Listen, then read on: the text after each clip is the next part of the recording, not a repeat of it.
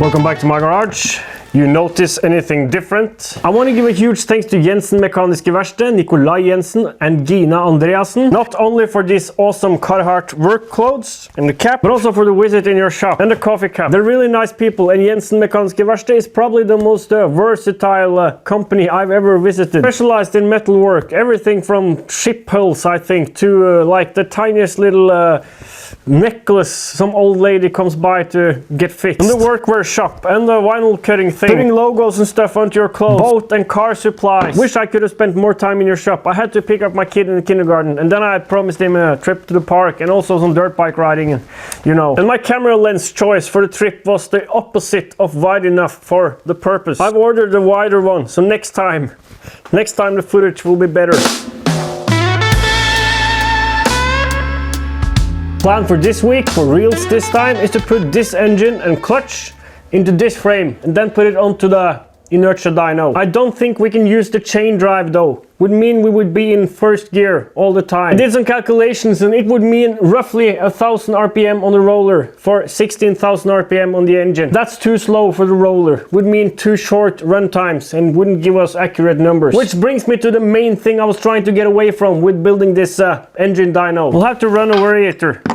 I've actually got two identical ones. Bought a new one because I'd repurposed the bushing for something else. I could have just made a bushing, but things might break and it's nice to have spares, not having to order and wait for parts.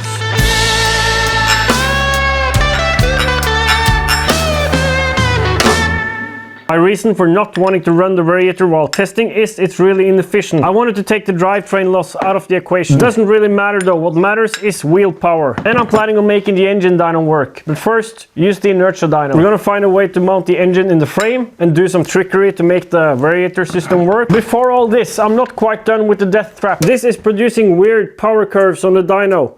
Kind of flat, but also with a dip in them. I think the reason is wheel spin, and I've got a solution that I've used before. You can see how the tire has left rubber on the roller here. You can also see how narrow that contact patch is with this bicycle tire. We're gonna see if this belt dressing spray can help with that. It has helped before.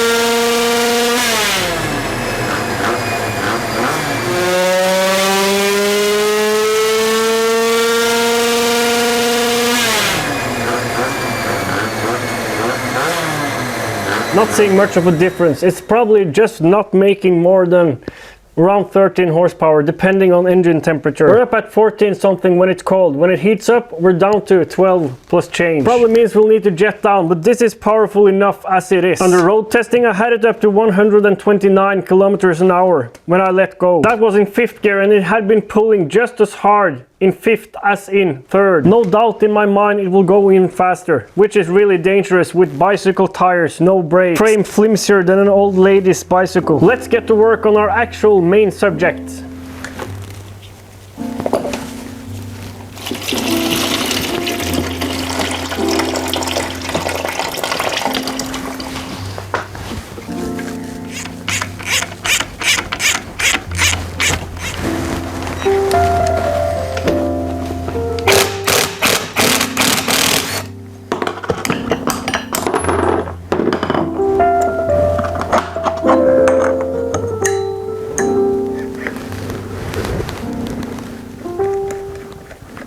The variator came supplied with these 3.5 gram rollers, 6 of them. I'm gonna replace them with the lightest ones I got, 2.5 gram. Even that might be too much for this high revving engine. With lighter rollers, I won't need to run excessive tension on the engine tensioning spring.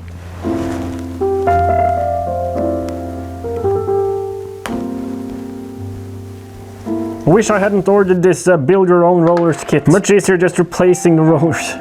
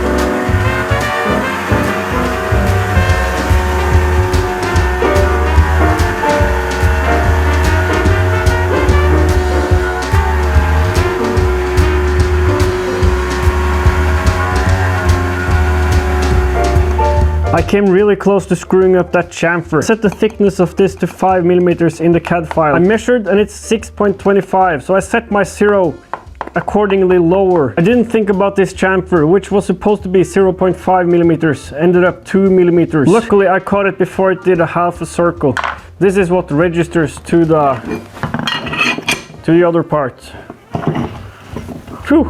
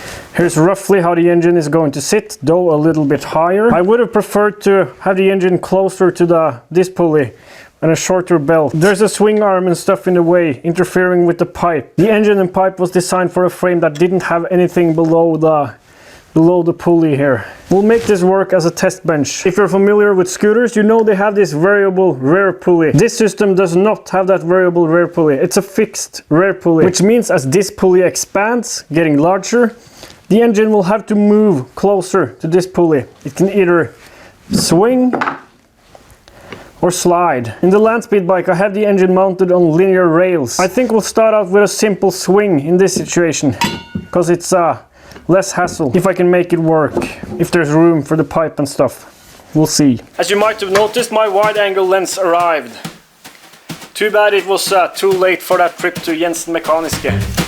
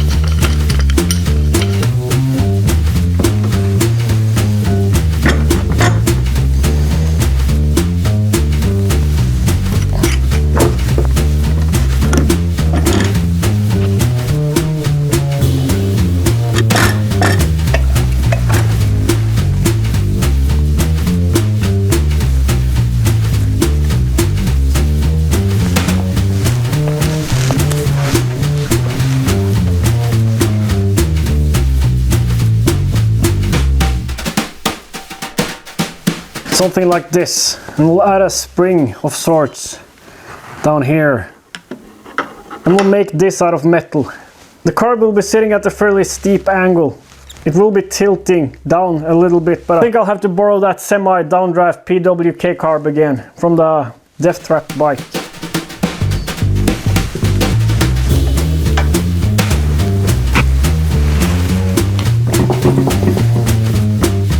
That carb is pretty much meant to be for this engine. I'm contemplating if I should go with my original plan of having a swinging engine like this.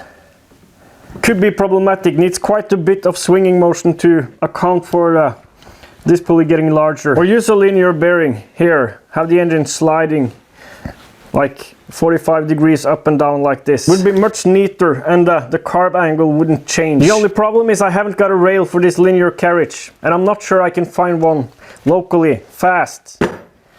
Having it mounted up high like this will be a problem, because this stuff will interfere with the frame here. I'll try it lower. I'll shift the mounts to under the tubes here, and we'll try it like this, with the belt riding furthest in on the sheaves here, and also with the radiator fully pushed in. See if there's enough room for that kind of motion from the engine.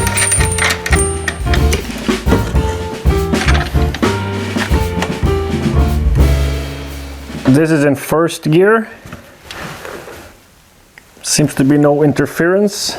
Now let's see if we can prop this up fully open. We're pretty much at maximum here.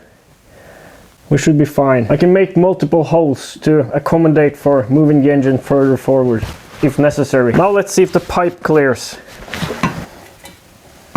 The pipe will not clear. The engine will have to sit further forward. Maybe higher.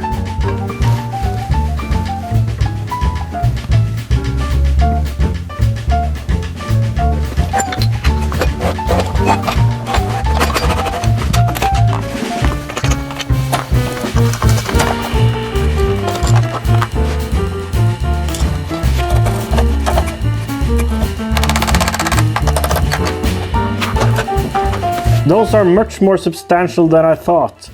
I thought they would be really thin-walled stuff. Close to 3mm thickness. Perfect.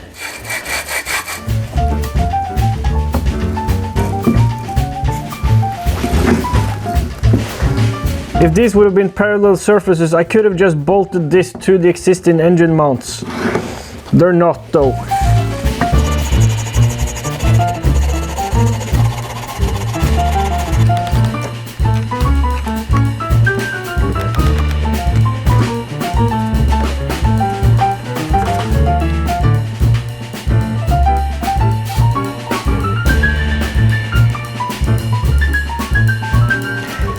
So this is what I'm gonna do. I'm gonna use this block, which will hold the bearings, and that will be mounted to the existing engine cradle mounts. And then I'll use a piece like probably this at one end, and that will connect to the frame tubes. I'll show you. And I'll use a piece like this at the other end. This piece will function as a spacer between here, connected with this bolt. It'll hold the tubes like this.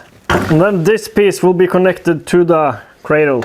Wish I had a larger chunk. This is 50 by 48, and these are 40mm bearings. Will be 2.5mm on each side.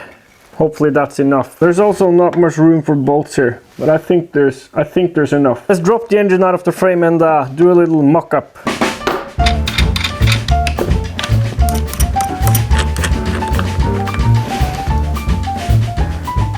To be able to center the engine better in the frame and to give myself some more clearance here, I think I'll flip the variator around. This is the orientation used on most single variated bikes. It makes sense, because when the belt is riding the furthest out on the sheaves, most torque, then the force is closest to the bearing. Whilst on scooters, the variator is flipped around. That's what I'm going to do now, and that's worse in my opinion, because then when the belt is riding the furthest out and the axle is experiencing more torque, then the belt is also riding the furthest away from the bearing. It will allow me to center the engine better, and the crank is made to work in that way. It's a scooter crank.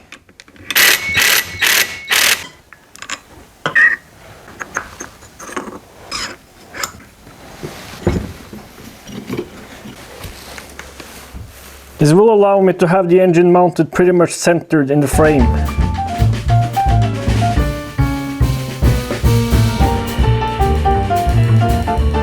I'm out there picking up the screen recordings from that dyno run with the deaf bike and taking some more measurements from the frame. Unfortunately, there's no way I'll be able to finish this and get the video out this week, so see you next time.